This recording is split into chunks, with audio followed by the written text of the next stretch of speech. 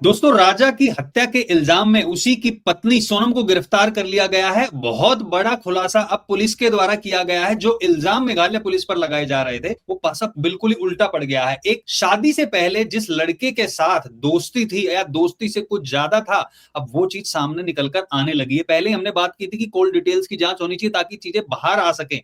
UP के गाजीपुर से उसने अपने घर पे फोन किया है और कहा है कि मुझे यहां से लेके जाओ। उसके बाद पकड़ा गया। 3-4 लोगों को जिनको पकड़ा गया है उनके पास से बहुत ही संवेदनशील जानकारियां सामने आने वाली। इसी पे चर्चा करने के लिए हमारे साथ एक्स ऑफिसर एनके सूद सर है। सूद सर, नमस्कार, आपका बहुत बहुत स्वागत है।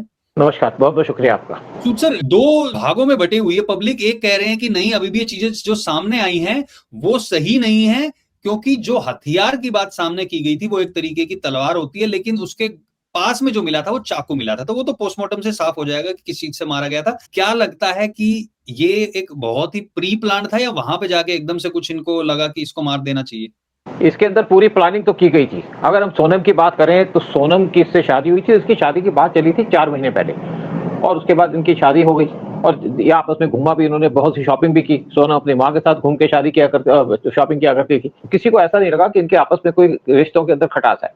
शादी हो गई, अरेंज मैरिज थी। उसके बाद ये चले गए घूमने के लिए चेरापूंजी, मेघालय के अंदर। और चेरापूंजी वो जगह है जहाँ पे सबसे ज्यादा बारिश होती है पूरे वर्ल्ड के अंदर। सामने कुछ चीजें सामने आई हैं कि होटल से, जैसे एक वीडियो इनका सामने आया कि एक अपने स्कूटर जो इन्होंने हायर करके रखा था उसके अंदर जैकेट डाल रही थी काले रंग की।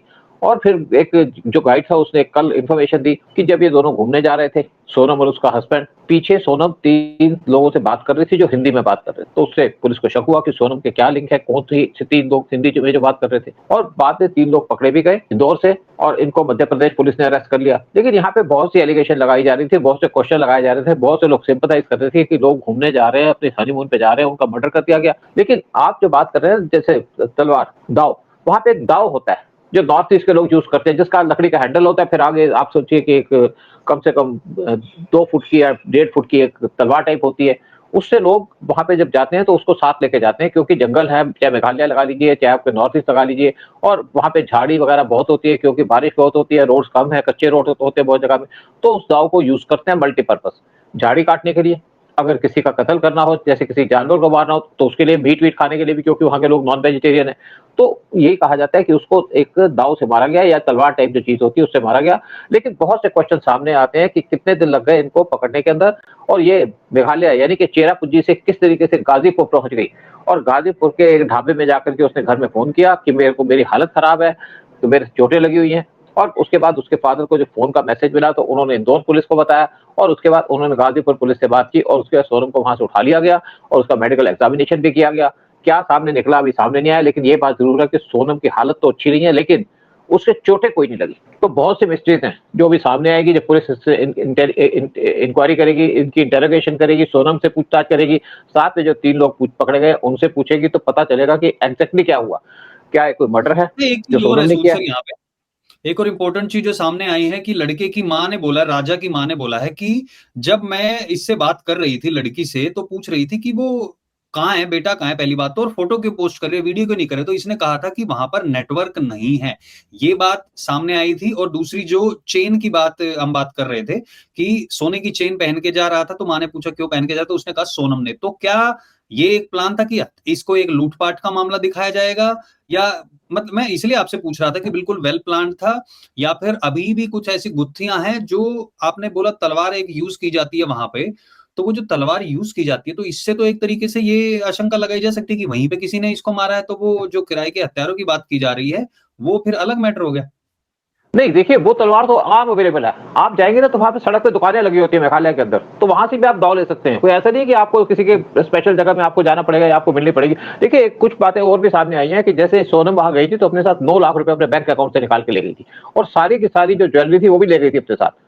इसमें बहुत से रीजन हो सकते हैं, क्या पर्पस था, क्या किसी के साथ उसका रिलेशनशिप था, या वो इसको पसंद नहीं करती थी इस लड़के को, या किसी और को पसंद करती थी। देखिए, रीजन बहुत से हैं, लेकिन सारी बातें तो बाद में पता चलेंगी। क्या इनकी हत्या सोनम ने की है, या सोनम के कहने पे किसी ने उसकी हत्या की है, या कोई और ऐसा आदमी है जो उसकी हत्या करने वाला, कोई दुश्मनी होगी आपस की। लेकिन उसके घर वालों ने ये बात तो नहीं बताई कि उसकी दुश्मनी, जैसे राजा की कोई दुश्मनी होगी किसी के साथ, वो बात सामने नहीं आई। लेकिन ये बातें सामने तब आएंगी जब पुलिस पूरी तहकीकात करेगी। और ये कहते हैं सोनम ने सरेंडर कर दिया, लेकिन सरेंडर की बात अभी तक मानी नहीं जा सकती। सकती, क्योंकि सोनम ने सरेंडर नहीं किया, उसको पुलिस पूछ के ले गई है, उसको पूछने के बाद पूछताछ करेगी तो पता चलेगा क्या है। उसने अभी तक अपना जुर्म तो कबूल किया नहीं, लेकिन जो 3 लोग पकड़े गए हैं उनसे कई चीजें सामने आई और कहते हैं कि एक और आदमी है जिसको इन्होंने पकड़ना है, जिसका नाम सामने आया।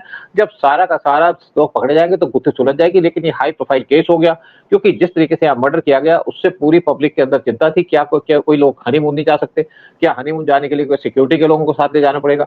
क्या ऐसी जगह नहीं जाना चाहिए? और या कोई ऐसी जगह घूमने घूमने जाना चाहिए जहाँ पे आपके साथ दूसरी पब्लिक भी हो, जहाँ पे हनीमून का सेंटर हो। केस हुआ है यहाँ पे, जरूर एक जो मर्डर किया गया है, प्लान तरीके से मर्डर किया गया, चाहे कोई भी हो। अभी सोनम ने कमिट तो नहीं किया, सोनम ने ये तो नहीं माना कि मैंने इसका मर्डर किया।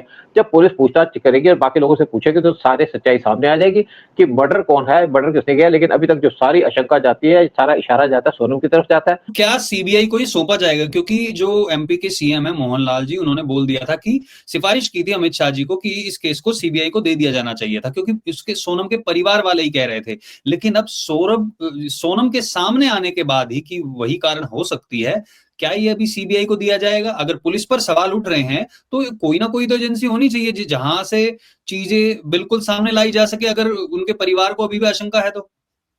देखिए, परिवार ने जब ये बात की थी तब ये पता नहीं था कि सोनम मिसिंग थी, इसलिए उन्होंने कहा सीबीआई की इंक्वायरी होनी चाहिए। देखिए, सीबीआई की इंक्वायरी मुझे नहीं लगता कोई जरूरत है, क्योंकि आज स्टेट पुलिस ने अपना काम कर लिया और लड़की पकड़ी गई है, तो सीबीआई की इंक्वायरी क्या करेगी? अब तो पुलिस उनसे पूछताछ करेगी, जो सच्चाई है सामने आ जाएगी। इस केस को सॉल्व करने के लिए कोई सीबीआई को कोई जरूरत नहीं है।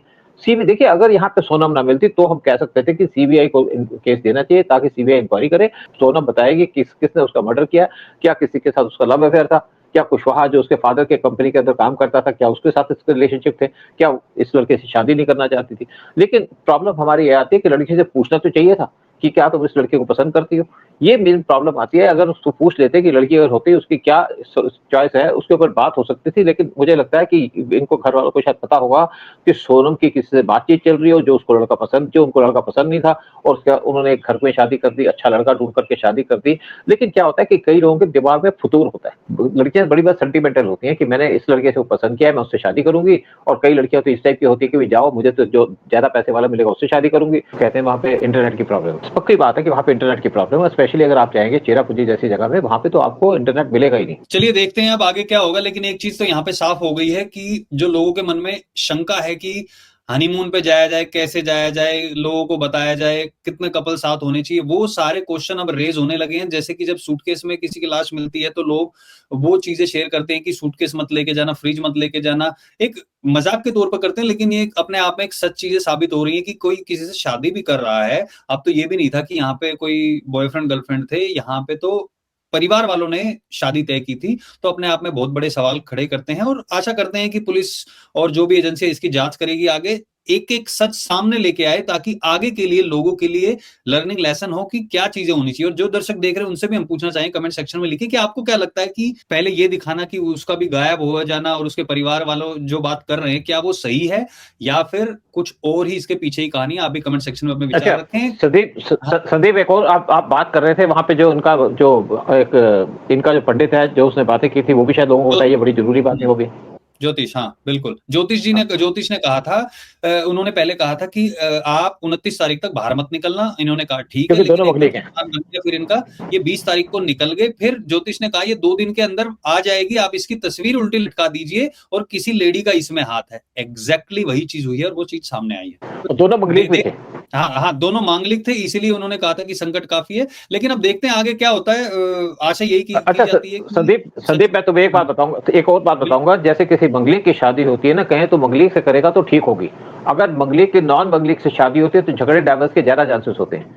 लेकिन अब पता नहीं किस टाइप का मंगल था, किस टाइप के मंगल का दोष था इनका। और मंगल का दोष एक एज तक होता है। अगर 30 साल के बाद शादी हो तो मंगल का दोष कम हो जाता है। और यहाँ पे मंगल का दोष किस टाइप का था, क्योंकि बहुत से इश्यूज होते हैं सामने जो लाए जाते हैं। तो पंडित ने और भी कुछ बातें कही होंगी। क्या अभी जैसे उन्होंने कहा कि आप 29 तारीख से पहले बात नहीं निकलना। देखिए, हमें एस्ट्रोलॉजी पे भरोसा करना चाहिए। मैं नहीं कहता कि एस्ट्रोलॉजी के हिसाब से सब कुछ चलो, तो अगर कोई शक की बात होती है तो उसको उसके ऊपर अमल करना चाहिए। क्योंकि कई बार पंडितों की बातें बड़ी सच निकलती है। मैं खुद अपने एक्सपीरियंस बता सकता हूँ कि बहुत सी बातें होती हैं जो पंडित कहते हैं तो उसको मान लेना चाहिए। और अगर आपको मानने में नुकसान नहीं है तो कोई बात नहीं। क्योंकि अगर यहाँ पे 29 तारीख के बाद निकलते तो हो सकता है कि सारा कुछ ठीक हो जाता। लेकिन कुछ लोग जो बातों को इग्नोर करते हैं, क्योंकि हम हमारे जो जो शास्त्रों के अंदर लिखा रहता है, जो हमारे पंडित बात करते हैं और आपका हॉरोस्कोप देख के बात करते हैं, तो उसमें बहुत से लॉजिक्स होते हैं। चलिए कोई बात नहीं, अब मर्डर हो गया, सब कुछ हो गया, देखा जाएगा इसके अंदर क्या निकलता है। बिल्कुल देखते हैं कि आगे क्या होगा। कि जो लोग पहली बार हमारे चैनल को देखे, चैनल को सब्सक्राइब करें, इस वीडियो को लाइक और शेयर जरूर करें। और बहुत बहुत धन्यवाद सूद सर आने के लिए, सारी जानकारी शेयर करने के लिए आपका। जय हिंद, जय भारत। जय हिंद, जय भारत।